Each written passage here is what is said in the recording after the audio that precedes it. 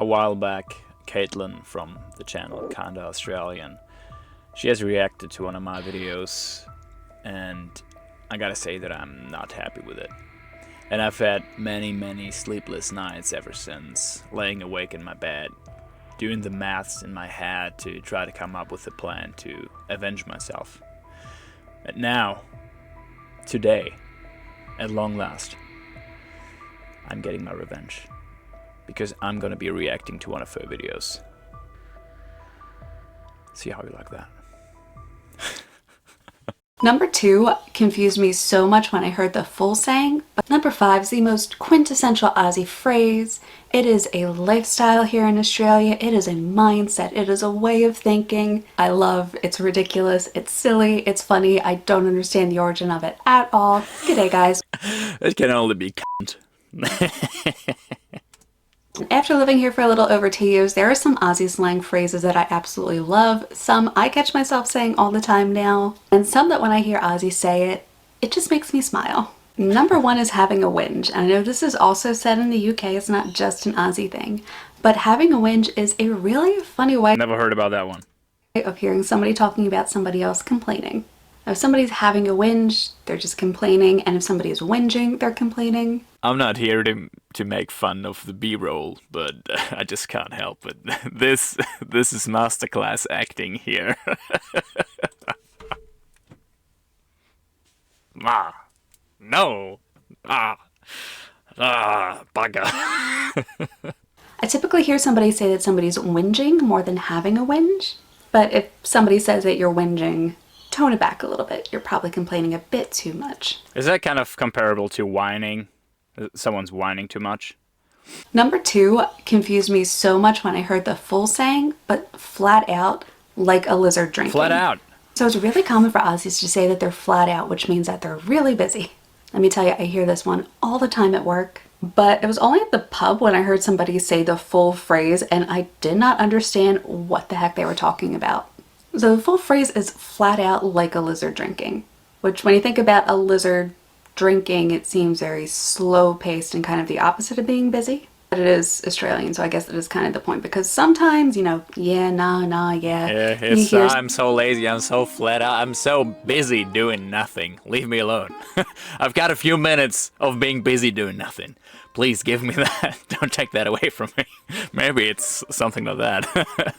Number 3, I love, it's ridiculous, it's silly, it's funny, I don't understand the origin of it at all, because again, couldn't find the origin of these meanings on Google, but it is carrying on like a pork chop. What? Which kind of means that somebody is being overly dramatic. They're being over the top, they're carrying on, not quite throwing a tantrum like a little kid would, but they're being way extra, way over the top, way over dramatic.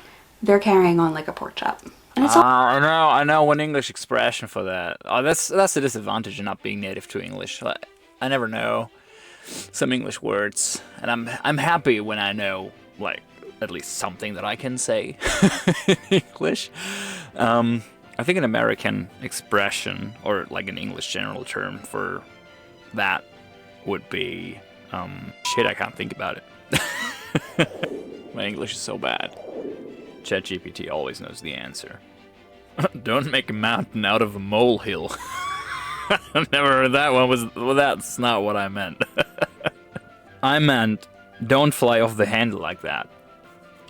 But I think that's someone that's getting angry too quickly. Yeah, it doesn't matter. Bad English, bad English. Forget about this German's English. It's not even worth arguing about.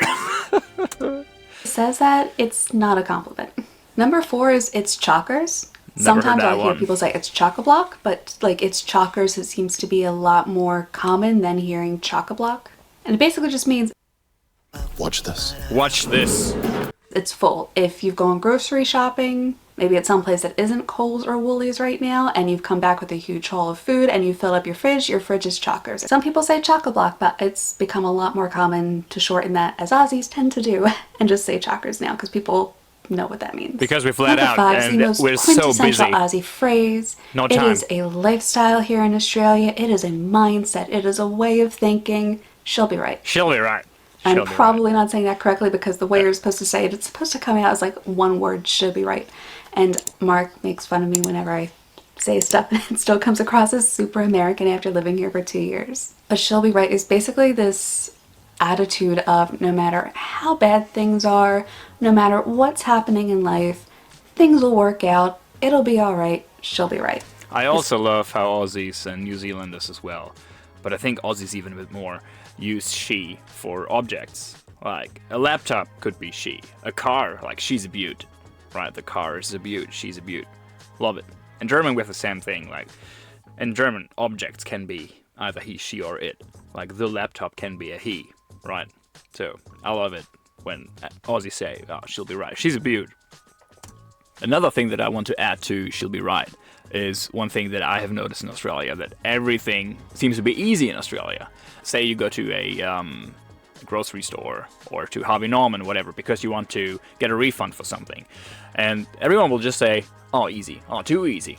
Hey, I'm here because this is malfunctioning. I would like to get a refund for that. Oh, too easy, mate. It's also a cool thing that I've noticed. Oh, too easy. That's too easy. Oh, just that. Too easy.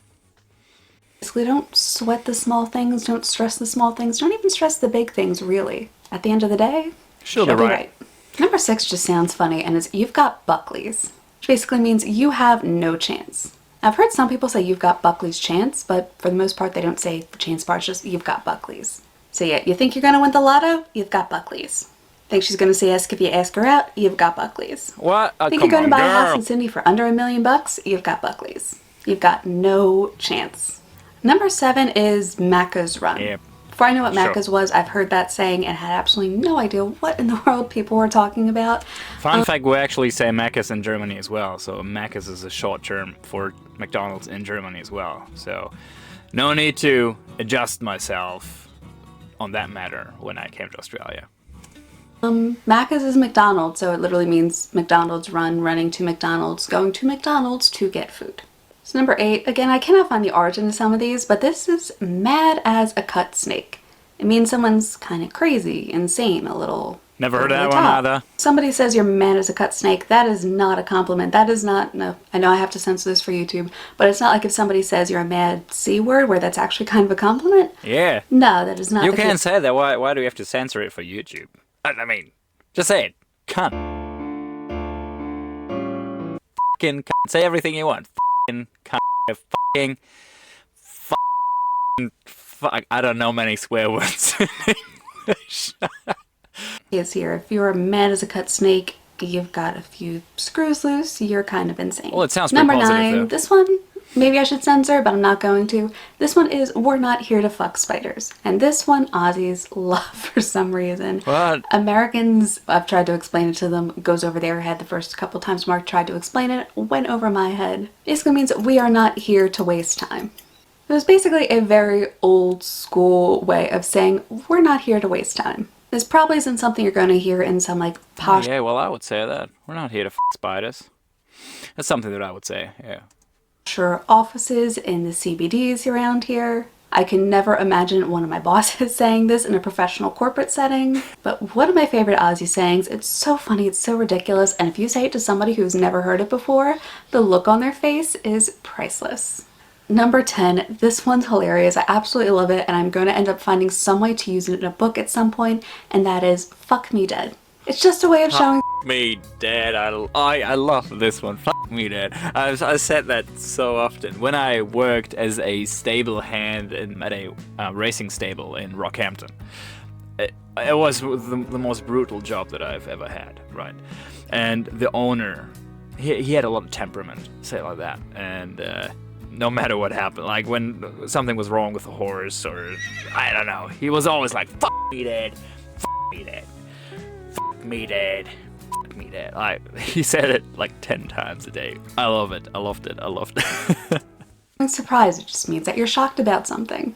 But in the States, I've heard people say fuck me all the time in multiple different ways in multiple different contexts, not to get into that too much. But here in Australia, if somebody says fuck me dead, that just means that they're surprised, they're shocked, they were not expecting you to say something, they were not expecting something to happen. I forgot about it. I'm so happy that I watched this video so that I could, that I have me dead in my head again. It's such an amazing phrase. Love it. Okay, I didn't know many of these words, many of these expressions. F that, I'm happy that I got to re-implement that into my vocabulary. I miss that. So thank you, Caitlin, for bringing that back into my life. If you've made it to the end of this video, thank you so much.